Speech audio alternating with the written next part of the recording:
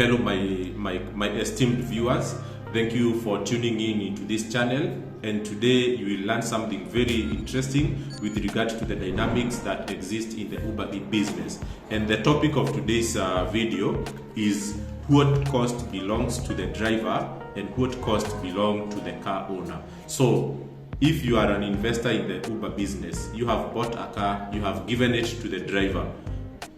From time to time, that car will need a lot of attention, and some of this attention will require money to be spent, whether it is on parts, service, certificates and legal documents. There will be money that will be spending on that car, but it doesn't mean that all the costs will be covered by one party. At some point, the cost will be covered by the driver and other costs will be covered by the car owner.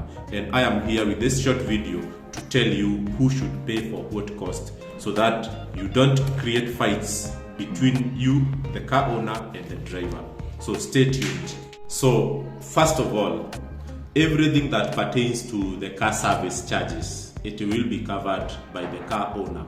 So when you take that car for the regular change of engine oil, change of brake pads, change of wipers, change of tires, anything that needs to be changed from all the moving parts of the car, that cost should be covered by the car owner.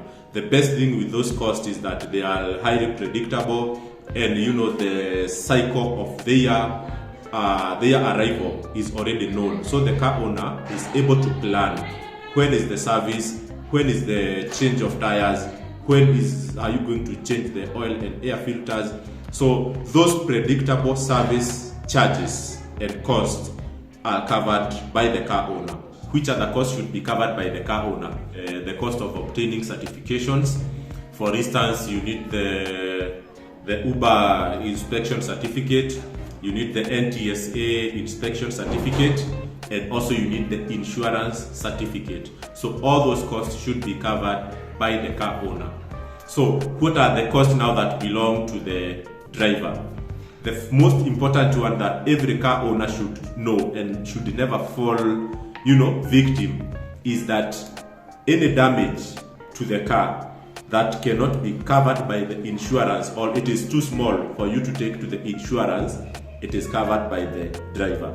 For instance, if the driver was taking a corner and then he got scratched by another car, the door got some bent or broke the front light, all those small damages to the car exteriors that do not warrant you taking the car to the insurance company should be covered by the driver.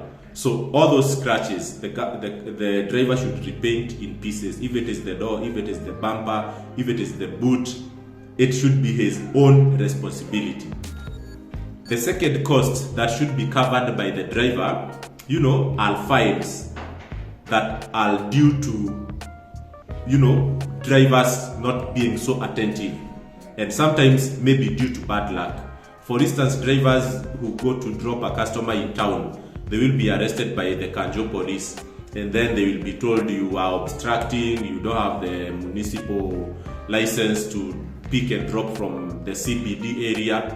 All those instructions, it is assumed that you had already told the driver to ensure that you don't pick and drop in the wrong places. So when they are arrested by the police for picking and dropping in wrong places, it doesn't matter how much the charges are, it should be the driver to cover that. And then, some drivers will say, I was arrested, the car has been in the police station for 1 or 2 days because I was not able to raise maybe 10,000 to pay for those fines. You should not accept that. Any day that car is in the police station, at the end of the day, the driver will have to pay you. So the earlier they raise the money to pay for that penalty, the better, because you don't have a day to waste. Any mistake that is because of driver's negligence or lack of attention, and then they got arrested, it should be for them to cover for that. So remember that very, very critically. But on the other hand, if the driver was arrested due to a mistake in the car that he had notified you as an owner but you did not take action, then you are the one supposed to cover that. And that happens most of the time, maybe when the tires are worn out, or when the car is, let's say, tinted, and maybe you give it to the driver, you did not remove the tint, or the insurance cover has expired, then they are stopped by the police and arrested. If those things happen, then you as the car owner should prepare to take responsibility. So the other point that people have been asking, who takes responsibility, is when the economy is so hard that the driver is unable to meet the targets. Maybe depending on your agreement, most car owners will ask the driver to pay them between 1,000 to 1,800 per day. So that's amount to from 8,000 to 10,000 per week. So for instance, this January things have been very hard, and you find that even the most hardworking drivers are not able to hit these targets. So when it comes to the day of the payment, they tell you, nobody is requesting, I have been out there are no rides that are, coming through, I have not made even half of the money I usually make. So how do you handle that situation? So what you do is that, when the days are good for the business, the driver does not let you know. And the same thing when the days are so bad, it is also not your point of concern. The only help you can offer the driver at that point is to let them know that the remaining balance can be paid when the business gets back to normal. So the thing is, the agreement should be at the end of the month or at the end of the year, the driver should have delivered the full amount that you agreed that he should pay per day or per week. Because I know on a good day, a driver sometimes will add even 10 times the amount. On a bad day, it can go back to almost zero.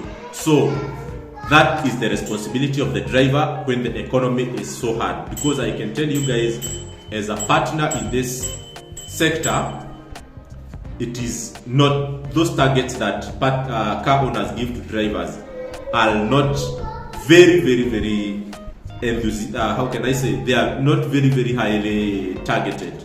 Those are targets that are highly achievable. And a moderately working driver can be able to achieve those targets on an average day. So you don't need to stress yourself as a partner thinking that the driver is suffering so much. Okay, so the driver can hit those targets very easily, and you should not take excuse. Maybe a delay in payment, but ultimately the payment should be done. So that is another big source of conflict nowadays, because the economy is really not very good, but of course some days are good and they can cover the lost days. I hope I have covered as much as possible. I know I have really cut into short that description of the responsibilities, but if you have any question pertaining to any of the responsibility, whether it falls on the side of the driver or the car owner, please drop it in the comment section and I will be able to respond to you. Okay guys, thank you very much.